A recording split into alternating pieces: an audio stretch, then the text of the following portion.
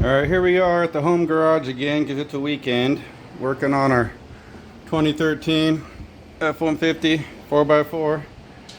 We already have the Bilstein 5100 leveling shocks in there. Today we're going to work on the upper control arm. This one's still original.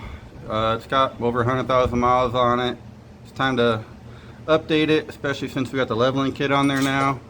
We need to get a better control arm to help correct the camber and just get new bushings and everything. So over here, these are newly available on their own, but not a new part. These are the ReadyLift Tubular control arms that used to only be available with the ReadyLift leveling kit. But now they've made them available to purchase separately.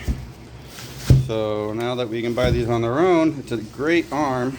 There are lots of good things about them. But before, you could only get them with the ReadyLift leveling kit, with their puck system or whatever. But now you can buy them to use with whatever leveling kit you want. So it's got a nice greaseable ball joint. It's a real ball joint, not a uniball. It's got all the bushings already installed.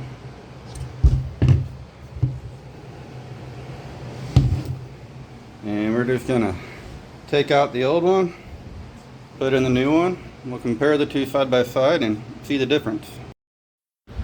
So first we need to take off the stock upper control arm. To do that, we need to remove the upper control arm ball joint bolt, which is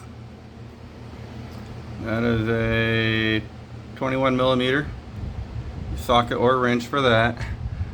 And for the upper control arms, you got a nut on a bolt and another nut on a bolt.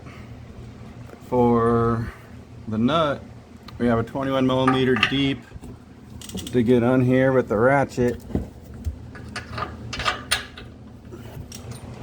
and then to hold the bolt we have a 21 millimeter long wrench.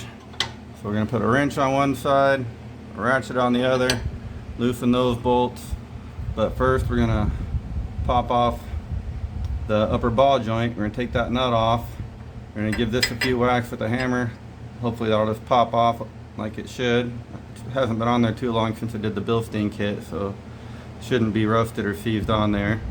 If your truck's got a lot of miles on it, hasn't been apart, spray some of this with some penetrating oil, start loosening it up. That way it'll all speed up the process. I do have the truck jacked up by the frame, and since we're only doing the upper control arm, I have the lower control arm supported. That way I'm keeping the weight on the suspension. So when we reassemble it, this lower or upper control arm will be close to ride height. But when you do reassemble, make sure you do not tighten these control arm bolts until you have the truck on the ground with the weight on it, because you want this control arm tightened so those bushings are at ride height when they're torqued. So I'm going to take those apart, and then we'll compare this old arm to the new ReadyLift arm.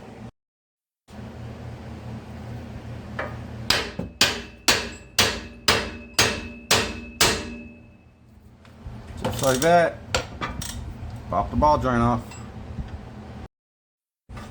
Well, that plan didn't go as I thought. I forgot last time I did one of these, I was doing the coil spring and strut and the control arm at the same time, which is the preferred way to do it. You cannot get these bolts out with the spring and strut assembly still in place. So I need to take off the 3 top mounts and see if this will drop down enough to get those bolts out. If not, I'm going to have to take apart more stuff to drop the control arm, lower control arm, and the whole assembly lower to get those bolts out. So let's start by taking off the 3 nuts on the top mount and see if that'll give me enough wiggle room. Okay, well that escalated quickly. We're now to the point where you would be if you were installing your level kit for the first time.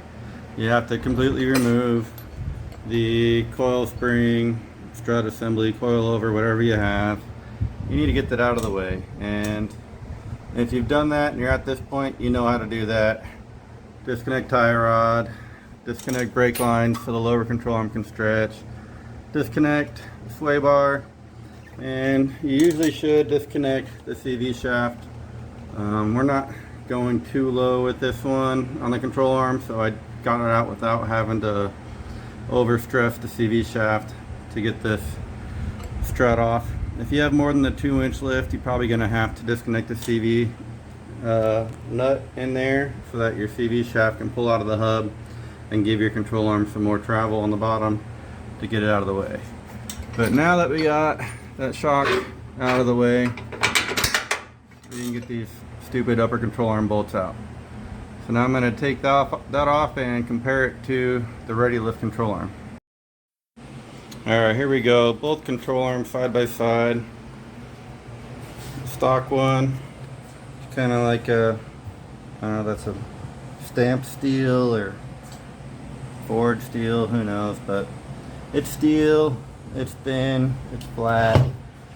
The ReadyLift control arm, it's tubular. Looks like a nice strong piece. It has good welds on it. The bushings were already installed. There's no fittings or anything, so they are one of them self-lubricating bushings. Nothing you got to do with that. We do got to grease the ball joint after we get that together. So now let's put the new one up in place. Alright, we got the new ReadyLift arm up in place. We got the bolts put back in, going from the inside out. You got the nuts back on. But now you don't want to tighten these up until you get weight on the vehicle so that this is in resting position with weight on it. But now we're ready to put the coilover shock assembly back in, put everything back on, put a wheel on it, and then get it up position to do the final torque, and then grease the ball joint. Alright, here we got the arm all finished up, bolted in. Got everything put together with the castle nut, and it comes with a copper washer that goes above the castle nut, and then it comes with a cotter pin. Of course, you put that through the hole to keep the nut from coming loose. It comes with these thicker silver aluminum washers. They're more like a spacer to keep the ball joint boot tight.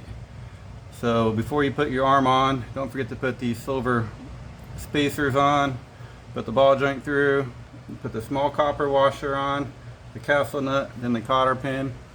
Then again, after you get it all done and on the ground, that's when you tighten up your control arm frame mount bolts. If you tighten them up with the truck in the air, you'll be binding up the bushing when it gets on the ground. So that's the ReadyLift upper control arms with Bilstein 5100 shocks. It's a nice level kit, should be a nice riding control arm, and thanks again.